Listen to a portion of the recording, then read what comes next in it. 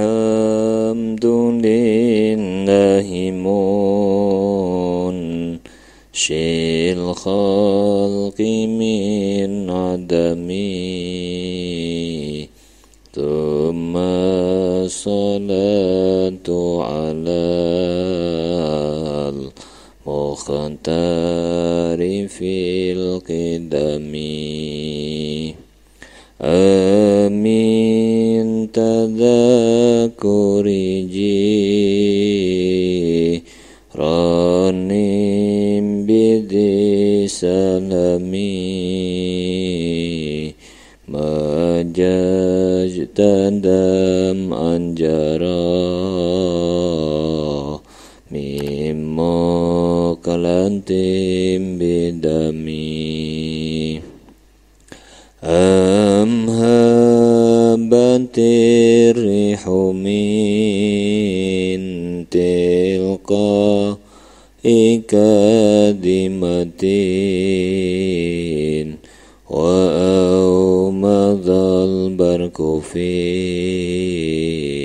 dhalma'i min idami fama li'ainaika in qultak fufahamata wa ma liqalbika in qultas tafiqa yahimi maula Ya salli wa sallim iman abada ala habibika khairil khalqi kullihimi huwal habibul ladzi turja syafa'atuhu likulli hawlin minal ahwa limuqtahami ya rabbi bil mustafa baligh maqasidana waghfir lana ma madha ya wasi'al karami. Assalamualaikum warahmatullahi wabarakatuh. Bismillahirrahmanirrahim.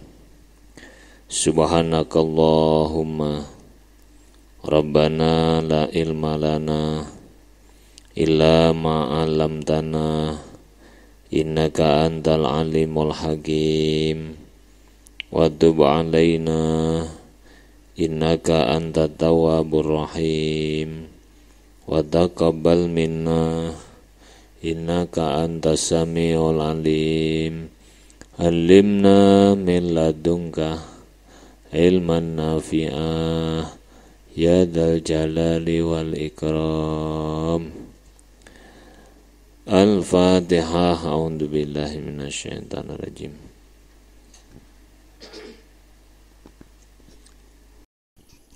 Bismillahirrahmanirrahim. Alhamdulillahi rabbil alamin wassalatu wassalamu ala asyrafil anbiya'i wal mursalin Sayyidina wa maulana Muhammadin wa ala alihi wa sahbihi ajma'in. Qala al-mu'allif rahimahullahu ta'ala wa nafa'ana bihi wa bi'ulumihi wa amaddana bi asrarihi wa ada alaina bi barakatihi amin ya rabbal alamin. Bismillahirrahmanirrahim. Babun fi sholatil khawfi. Wa ma yudhkaru ma'ahu.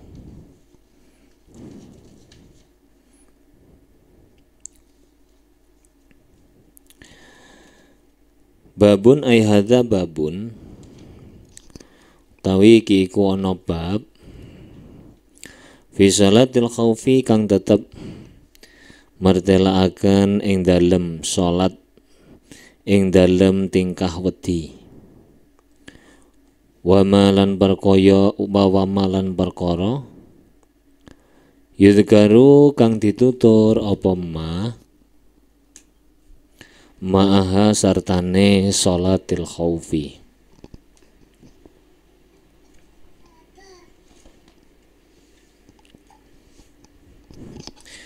Sholatul khaufi utawi sholat khauf. Bab ini menerangkan sholat dalam keadaan takut dan menjelaskan hal-hal yang disebut bersamaan dengan sholatul khauf. Iku anwaun piro-piro macem. Sholatu asfan rupane sholat asfan. Sholatu asfan sebenarnya sholat khauf itu macam-macamnya ada 16 macam. Itu disebutkan dalam hadis-hadis ada sekitar 16 macam jenis sholatul khauf. Tapi kemudian Imam Syafi'i, karena kita bermadhab Syafi'i, beliau mengemukakan hanya ada 4. Jadi 16 hanya diambil 4 macam cara melakukan sholatil khauf. Satu diantaranya adalah sholat asfan. Asfan juga boleh, itu nama desa yang jaraknya kira-kira 2 marhalah dari kota Mekah. Itu namanya ada desa Asfan. Bagaimana tata cara melakukan sholatul khauf dengan cara asfan ini? Wahya utawi sholat wal adu halih utawi musuh iku fil kiblati tetap ing dalem arah kiblat. Wal muslimuna utawi wong Islam iku kasirun akeh. Wala satirolan ora ana aling-aling iku maujud.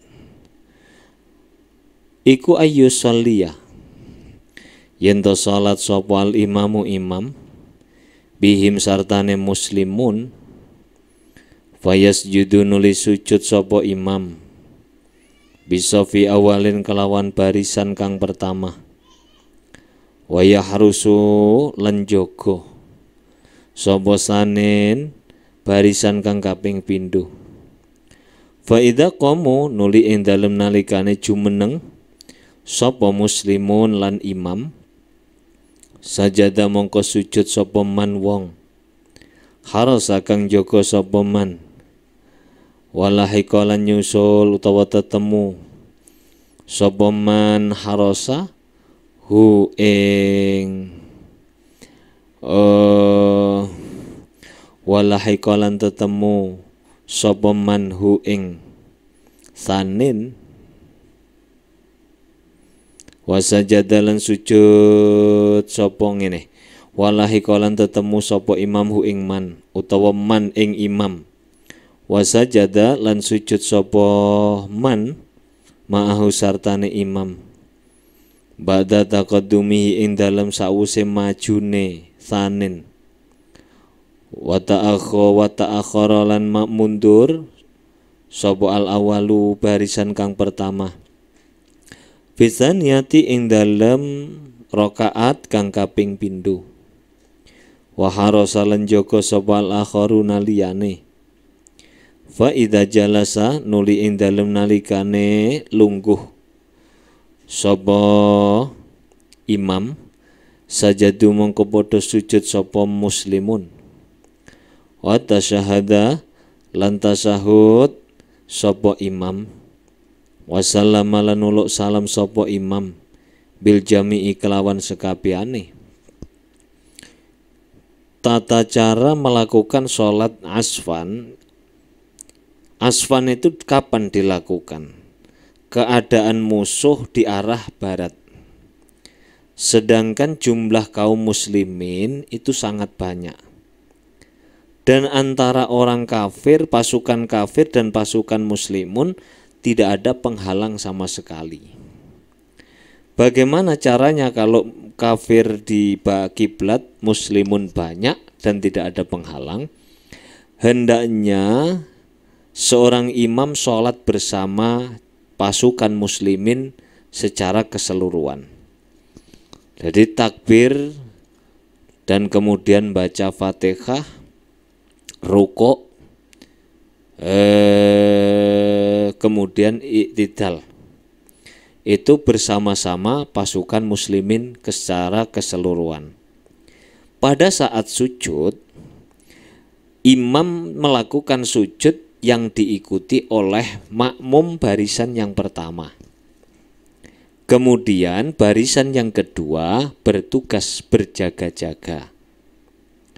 Pada saat imam dan barisan yang pertama tadi bangun dari sujud, maka barisan yang kedua mereka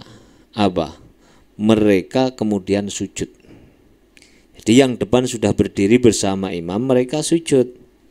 Kemudian mereka melanjutkan. Jadi sampai dia berdiri.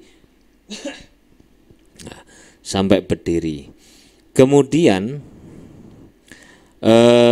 ta'akharal awwalu fisaniyati. Kemudian pada rakaat yang kedua, barisan yang pertama tadi mundur. Nah, yang barisan kedua tadi berjaga-jaga. Pada saat mereka sujud,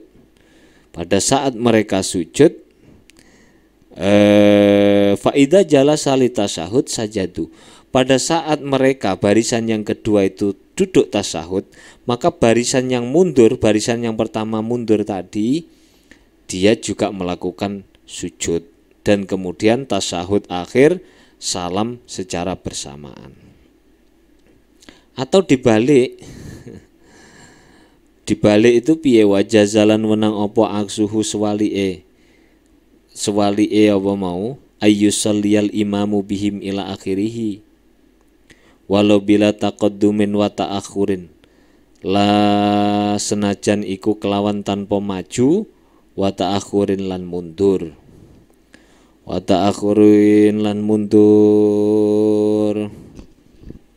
Jadi ini fleksibel lah, tidak ada istilah maju mundur, itu tidak masalah. Jadi intinya barisan yang pertama dan imam sujud, maka barisan yang kedua berjaga. Demikian pula ketika makmum yang barisan kedua sujud, barisan yang pertama berjaga-jaga. Jadi kalau ada maju mundur itu ribet sekali ya.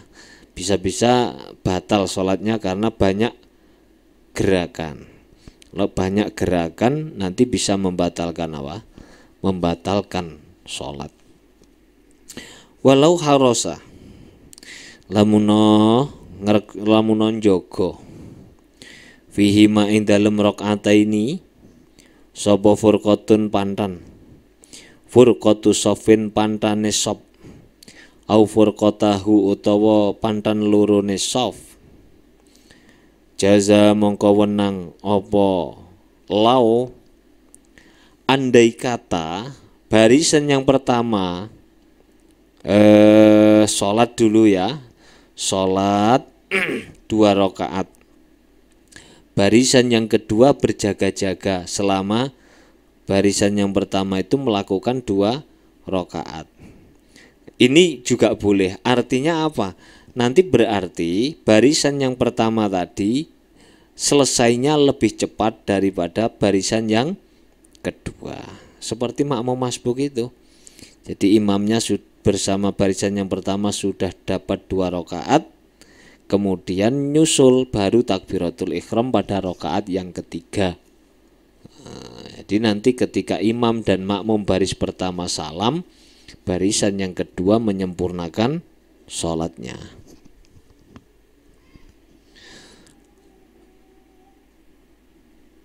Wabat nunakhlin, sekarang cara yang kedua.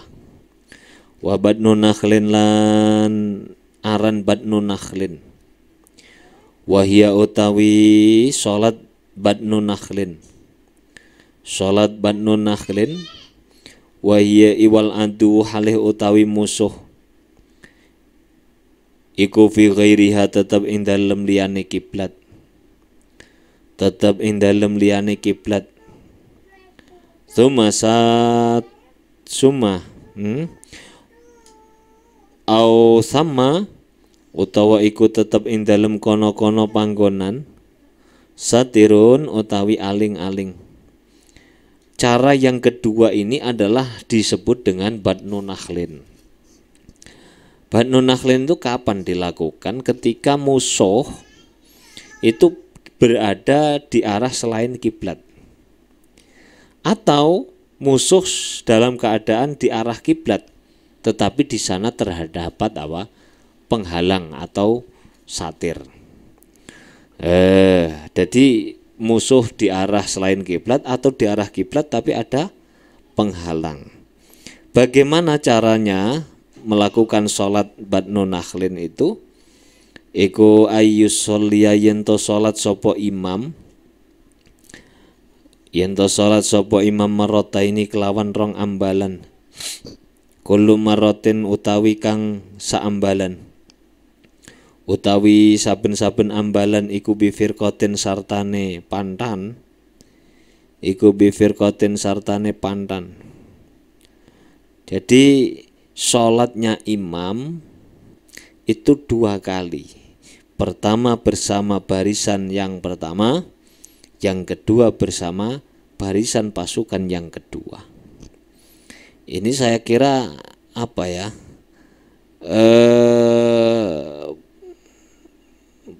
Ini kan konteksnya zaman dulu. Zaman dulu itu imamnya ya satu.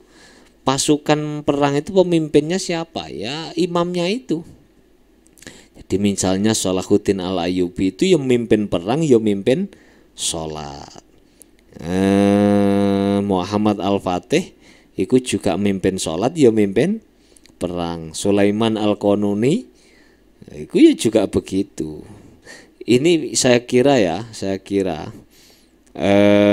dalam prakteknya tidak sesuai, tapi berarti kan kalau tidak sesuai dengan ini namanya bukan badnu nakhlin. Misalnya begini, jadi ada 2 imam, satu ngimami, yang ngimami adalah kepala pasukan A, yang imami jamaahnya A, sementara B, pasukan B diimami oleh kepala pasukan B. Tentu pada saat yang A sholat, yang B jaga, yang B sholat, yang A menjaga-jaga. Suma satiroh. Wa dzatur riqai lan nomor 3 sholat dzatur riqa. Wahya utawi dzatir riqa. Wal adu hale utawi musuh. Iku kadzalika kaya mengkono fi ghairi jihadil kiblati. Iku kadzalika kaya mengkono badni nakhlin, ngono ya. Apa maknanya? Musuh itu berada di selain arah kiblat atau berada di arah kiblat tetapi terdapat penghalang. Bagaimana caranya sholat dzatir riqa? Iku ayyusolli ay antakifah. Yen to ngadeg sapa furqatun pantan fi wajihi ing dalem ngarepe imam. Wa yusolli lan yen to salat sapa imam asana iyata ing salat kang bangsa 2 rakaat bi firqatin kelawan sak pantan, rakaatan ing rakaat. Suma inda qiyamihi nuli ing dalem nalikane jumenenge imam. Jumenenge imam tafaraka mongko mufaraqah sapa furqah bin niyati kelawan niat. Watatimmulan nyampurnaaken sapa furqah. Watakifu lan ngadeg sapa furqah fi wajihi ing dalem ngarepe utawa arae adu arae musuh wa taji'u lan teka apa tilka mengkono-mengkono firqah saniyah salat apa dzatir riqa itu misalnya imam salat subuh, maka caranya adalah imam sholat bersama satu kelompok, satu rakaat. Ketika selesai melakukan satu rakaat, maka barisan sholat yang pertama tadi mufarokoh. Caranya niat mufarokoh, kemudian menyempurnakan gerakan sholatnya sendiri. Nah, kemudian barisan yang lain yang belum sholat tadi melakukan sholat bersama imam. Imam sudah rakaat yang kedua, makmumnya masih dapat satu.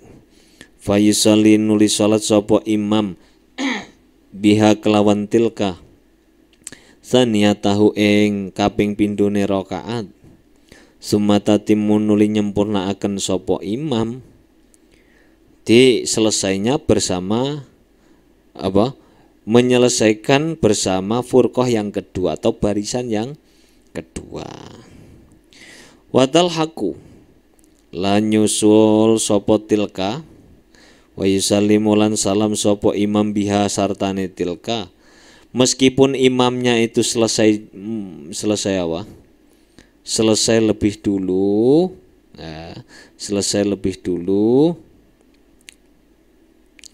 dia berarti nunggu ya, menunggu.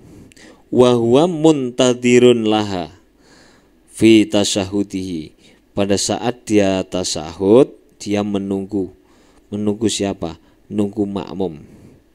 Kemudian nanti salam bersama-sama.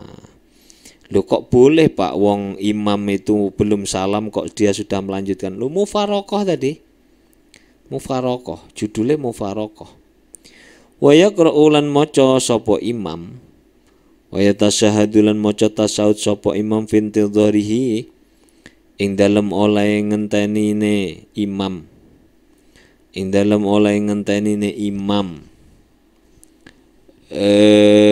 wasala ing dalem oleh ngentenine imam, wasala siyatalan salat kang bangsa telung rakaat. Tadi dalam contoh yang pertama sholat 2 rakaat. Rakaat yang pertama dilakukan dengan baris yang pertama, rakaat yang kedua dilakukan dengan baris yang kedua. Baris pertamanya mufarokoh, baris keduanya juga mufarokoh. Sekarang kalau sholatnya itu misalnya 3 rakaat, misalnya maghrib ya, bisalah bifirqatin kelawan pantan, sholat rakaat ini kelawan 2 rakaat. Wa bisaniyatilan ing dalem kelawan furqah kang kaping pindho rakaatan ing sak rakaat, maka dia imam sholat 2 rakaat bersama barisan yang pertama. Kemudian barisan yang pertama setelah dapat 2 rakaat mufarokoh, baru barisan yang kedua masuk, dia imam sholat 1 rakaat bersama barisan yang kedua. Wahwa utawi ayyusolya as-salasata iku afdalu luweh utama min aksihi tinimbang sewalike bi firqatin rakaataini wa bisaniyati rakaatan. Misalnya sholat baris pertama hanya 1 rakaat, sholat dengan baris kedua 2 rakaat, itu masih lebih utama cara yang tadi, yang pertama. Jadi sholat 2 rakaat bersama golongan yang pertama, barisan yang pertama, sholat bersama barisan yang kedua hanya 1 rakaat, itu lebih utama. Wayan tadhiru lan ngenteni sapa imam,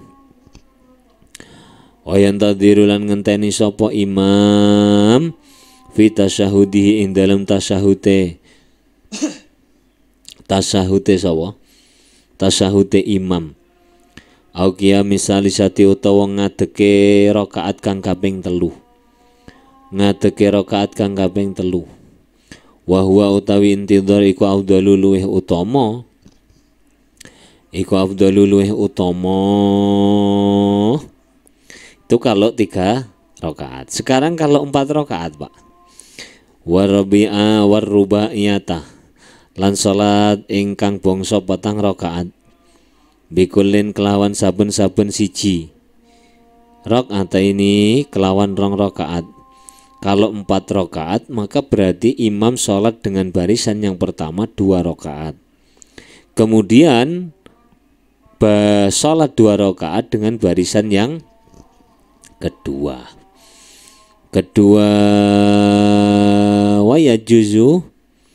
Wayajuzu lan wenang. Bikulin kelawan saben-saben siji. Rakaatan kelawan utawa ing sak rakaat. Atau boleh saja misalnya sholat duhur, imam melakukan setiap rakaat dengan satu barisan.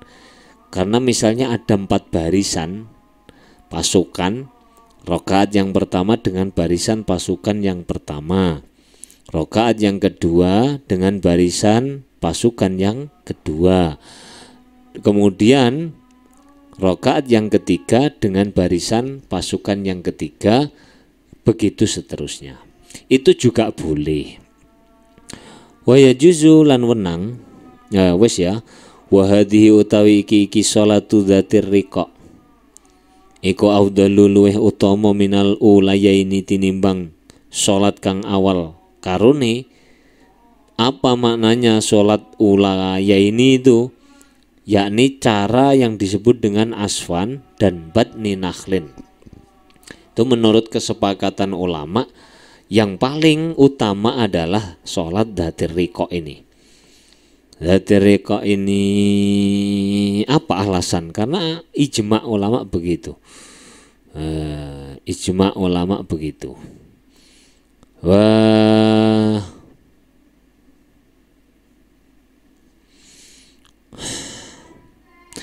Wasahwu kulli firqatin.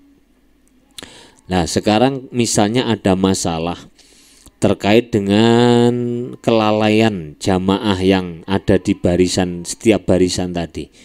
Wasahwu kulli firqatin utawi laline saben-saben barisan iku mahmulun den tangguhaken la lil ulama ring ora maring barisan kang pertama bisa niyatiha ing dalem barisan kaping pindune furqah, ing dalem kaping pindune furqah. Artinya kelalaian yang dilakukan oleh kelompok yang kedua tidak bisa diarahkan kepada kelompok yang pertama. Kenapa? Karena kelompok yang pertama sudah mufarokoh.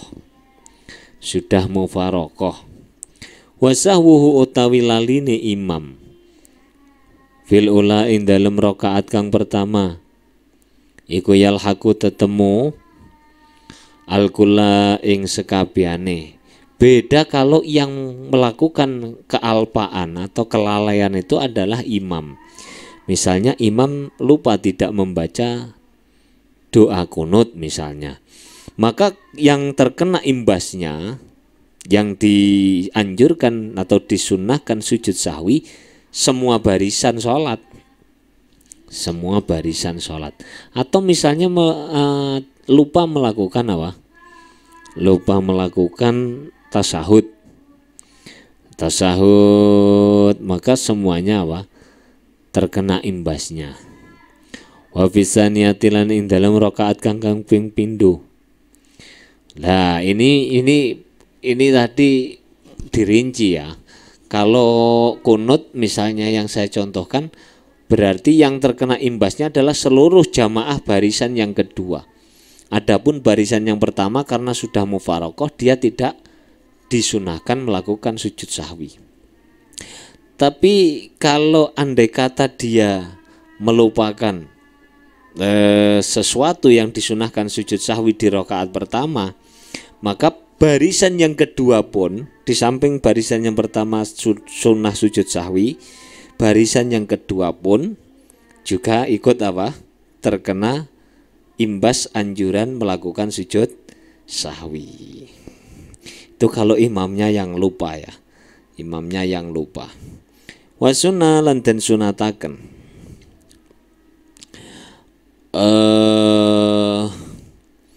Wa sunnah lan den sunataken fi hadhil anwa'i. Ing dalem iki pira-pira macem apa hamlu silahin nggawa pedang. Dalam keadaan sholatul khauf semacam ini dianjurkan membawa apa? Pedang. Membawa pedang. Layam naukang ora nyegah opo hamlu sihatan ing sae sholat. Dengan catatan pedang yang dibawa itu tidak dapat membatalkan sholat. Misalnya karena ada darah. Tentu ini menjadi najis kalau ada darahnya. Kalau najis berarti dapat mencegah keabsahan sholat. Tentu pedangnya pun juga harus suci karena dibawa. Atau membawa panah, atau membawa, kalau sekarang apa? Membawa pistol. Membawa pistol, senjata api. Wala yu'adzilan orang laraaken apa hamlu. Catatan yang kedua adalah tidak menyakitkan. Tidak menyakitkan yang membawanya. Wala yadharulan ora pertelo pitarkihi sebab tinggal hamlu opo khotorun kekhawatiran. Catatan yang ketiga dengan tidak membawa pedang itu tidak terlalu mengkhawatirkan, sehingga di sini hukumnya sunnah. Kalau mengkhawatirkan berarti berubah status hukumnya menjadi wajib. Al-hukmu yaduru ma'ilatihi wujudan au adaman. Jadi hukum itu berlaku sesuai dengan bersamaan dengan ilat yang menyertainya. Ilatnya tadi kekhawatiran atau tidak ada kekhawatiran. Kalau mengkhawatirkan wajib, kalau tidak terlalu mengkhawatirkan sunnah. Sudah, ini cara yang ketiga ya. Sekarang cara yang keempat. Wasyiddati khaufin lan salat ing dalem buangete wedi. Wa hiya utawi syiddati khaufin iku ayu sholya yen to salat sapa kullun saben-saben siji fiha ing dalem syiddatil khauf. Kaifa alih kaya apa? Amkana halih kaya apa wae? Amkana mungkin apa tingkah? Kalau keadaannya sudah sangat menakutkan, keadaan perang itu sudah sangat menakutkan, maka masing-masing dari pasukan diperbolehkan melakukan sholat dengan berbagai cara yang dimungkinkan. Misalnya sambil berjalan, atau sambil naik kuda atau naik kendaraan, atau dengan hanya isyarah. Misalnya pengintai itu pasukan yang sniper ya. Sniper itu kan kalau gerak-gerak melakukan gerakan berdiri jelas tertembak oleh musuh, maka dia boleh hanya dengan isyarah saja.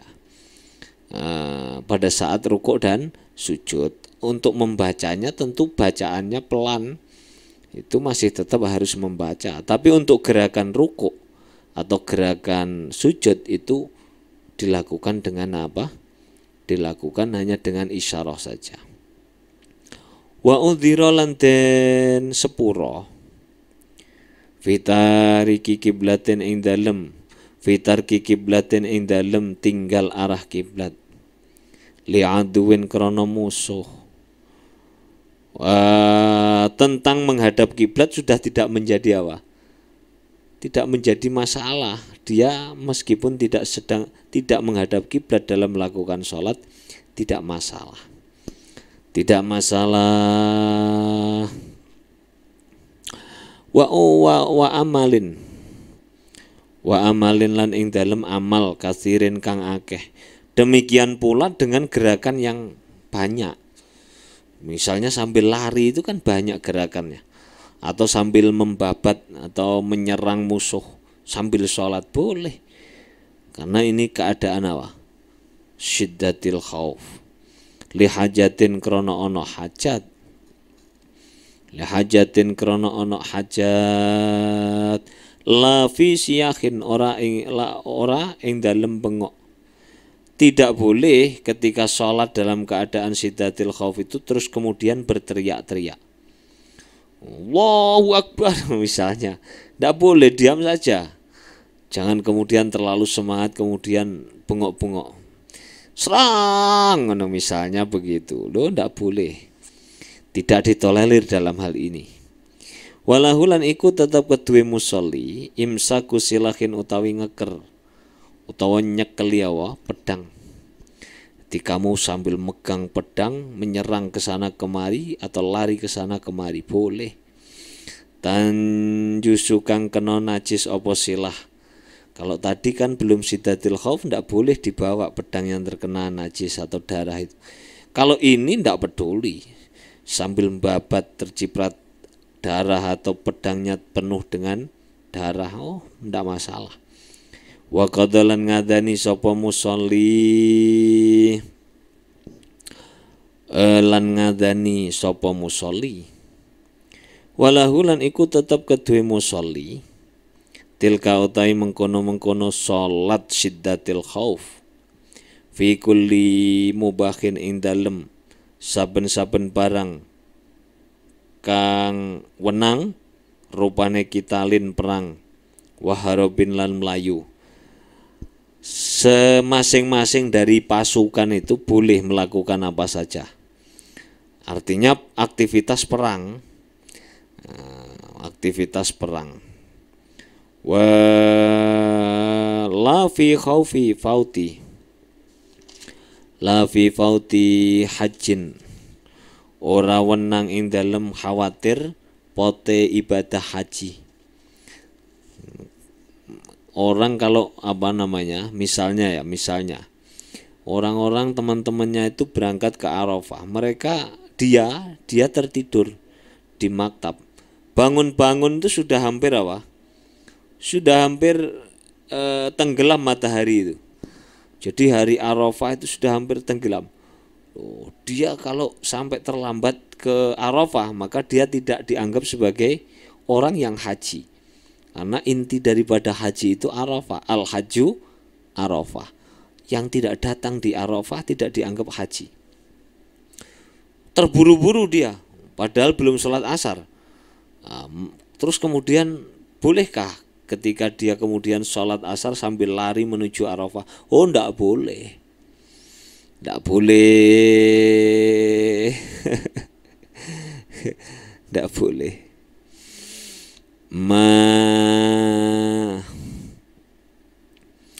Walau sallu lamuno salat sapa kaum ha ing syiddatil khauf. 5 krana alasan denu kang nyono sapa kaum hu ing ma aduan ing musuh. Au aksara utawa nyono sapa wong ingkang luwih akeh. Fabana nuli pertelo apa khilafuhu perbedaan itu qadau mongko ngodok sapa kaum ing salat. Misalnya kamu menduga ada dari kejauhan tuh hitam-hitam seperti rombongan pasukan. Akhirnya kamu melakukan salat apa? Salat syiddatil khauf. Salat syiddatil khauf. Ternyata dugaanmu itu keliru. Itu hanya fata morgana saja. Misalnya begitu. Itu artinya dugaanmu salah. Maka konsekuensinya adalah kamu harus mengqadha sholat. Qadha sholat sudah selesai ini.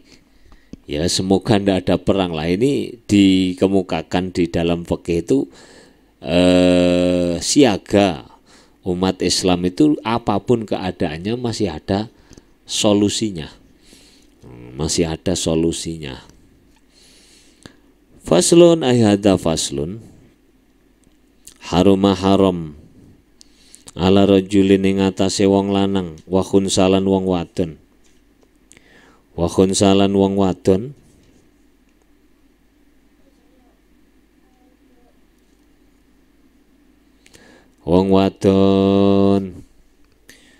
haruma haram ala rajulin ing atase wong lanang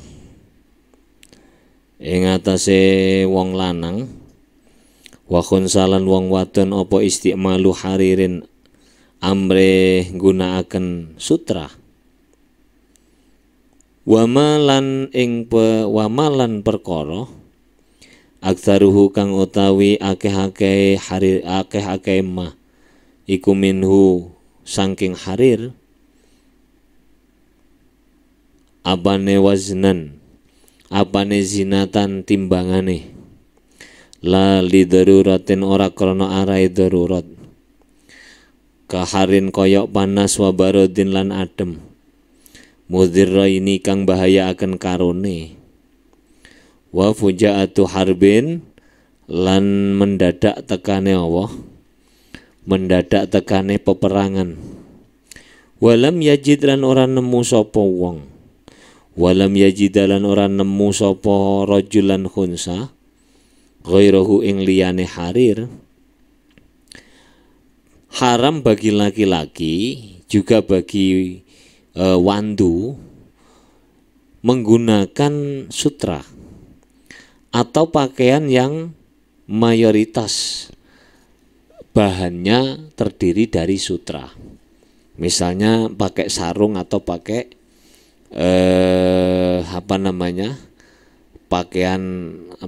baju bahannya mayoritas 60% terdiri dari sutra. Itu juga haram bagi laki-laki dan wandu kecuali karena alasan darurat ya.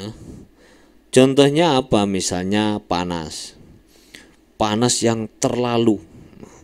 Di darurat itu dalam bahasa fikih ad-daruratu bulughu syahsin haddan illam yatanawalhu halaka. Sampainya seseorang pada satu kondisi yang jika ia tidak mendapatkan sesuatu yang dilarang maka ia akan mati. Itu ukurannya. Kalau memang darurat seperti panas yang terlalu yang membahayakan atau dingin yang membahayakan kehidupan, maka boleh dia memakai pakaian dari sutra. Karena sutra itu kalau dipakai di panas, daerah panas, maka dia akan dingin. Kalau dipakai pada saat dingin, dia akan panas. Wa barodin wa fujaati harbin, atau karena mendadak ada terjadi peperangan, sementara dia tidak menemukan pakaian selain sutra, itu boleh dia memakai sutra.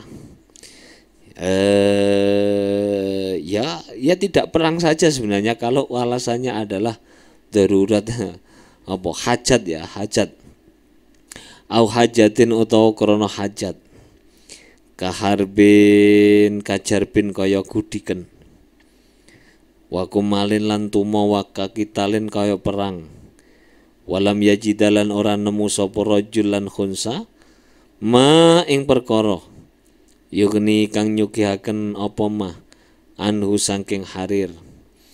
Artinya dia andai kata tidak menemukan pakaian selain sutra itu, atau dia menemukan tetapi karena ada sesuatu yang sangat dibutuhkan, misalnya dia banyak luka-luka di tubuhnya sehingga kalau memakai selain sutra menjadi menyakitkan, maka boleh pakai sutra. Wala iku alasannya bukan darurat tapi hajat. Wali-waliyin harokati lho ya. Wali-waliyin lan iku tetep keduwe wali. Bagi orang tua ilbasuhu utawi nganggokaken harir. Sobiyan ing bocah cilik. Bagi orang tua boleh-boleh saja memakaikan sutra terhadap anaknya yang masih kecil. Sobiyun itu anak kecil. wa halalan halal apa ma perkara turiza kang den tambal apa ma qadra arba'i asabi'a ing kira-kirane papat pira-pira driji, atau memakai pakaian yang pakaian itu ditembel ya, misalnya bolong terus ditembel, tembelan dari sutra, ukuran maksimalnya adalah 4 jari, ukurannya 4 jari, lebih dari itu tidak ditolerir. Kalau maksimalnya 4 jari tambalan itu masih boleh. Autorifa utawa den pelipiti opoma, bahasa Jawanya itu direndo, dihiasi pinggirnya itu loh, turifa bihi kelawan harir qadra adatin kelawan kira-kirane kebiasaan, atau membuat renda di pinggir-pinggir bantal atau apa itu pakaian sesuai dengan adat kebiasaan. Artinya umumnya orang itulah pakai rendo itu tentu lebih kecil ukurannya daripada yang direnda. Nah, ada renda kok lebih besar itu namanya ndak umum, itu menjadi tidak boleh. Nah, ada kaidah itu al-adatu muhakamatun. Jadi ukuran atau yang ditentukan di sini adalah memakai ukuran adat. Wastisbahun lan gawe lampu ngono. Biduhni najisin kelawan lengo kang najis. Ladhunu nahwi kalbin ora lengone umpamane asu, atau membuat lampu dengan bahan bakar yang najis selain minyaknya babi atau khinzir atau semisalnya, itu boleh. Walubsu mutanajisin lan nganggo pakaian kang kena najis. Lan najisun ora pakaian kang najis. Terkena najis dan pakaian najis itu berbeda loh ya. Kalau misalnya pakaian yang terkena najis itu sarung kamu, pakaian kamu terkena cipratan najis, itu mutanajis namanya. Artinya bisa dibersihkan, bisa disucikan. Tapi kalau pakaian najis, misalnya kulit babi kamu buat apa? Kulit babi kamu buat pakaian, itu disucikan model apa ndak akan bersih itu najisnya. La najisun illa li daruratin kejaba krana arahe darurat. Dia itu namanya apa? Larangan menggunakan pakaian yang terdiri dari apa? Yang terdiri dari sutra. Sholatul Idaini. Sholatul Idaini babun ayhada babun. Sholatul Idaini sunnatun. Udah sampai di situ dulu ya. Rabbi fanfa'na bi barakatihim wahdinal husna bi hurmatihim wa amitna fi tariqatihim wa mu'afati minal fitani. Rabbi fanfa'na bi barakatihim wahdinal husna bi hurmatihim wa amitna fi tariqatihim wa mu'afati minal fitani. Rabbi fanfa'na bi barakatihim wahdinal husna bi hurmatihim wa amitna fi tariqatihim wa mu'afati minal fitani. Bismillahirrahmanirrahim. Allahumma inni astaudi'uka ma 'allamtanihi wardudhu ilayya inda hajati ilaihi wa la tunsinihi ya rabbal alamin. Allahumma inni astaudi'uka ma 'allamtanihi wardudhu ilayya inda hajati ilaihi wa la tunsinihi ya rabbal alamin. Al-Fatihah.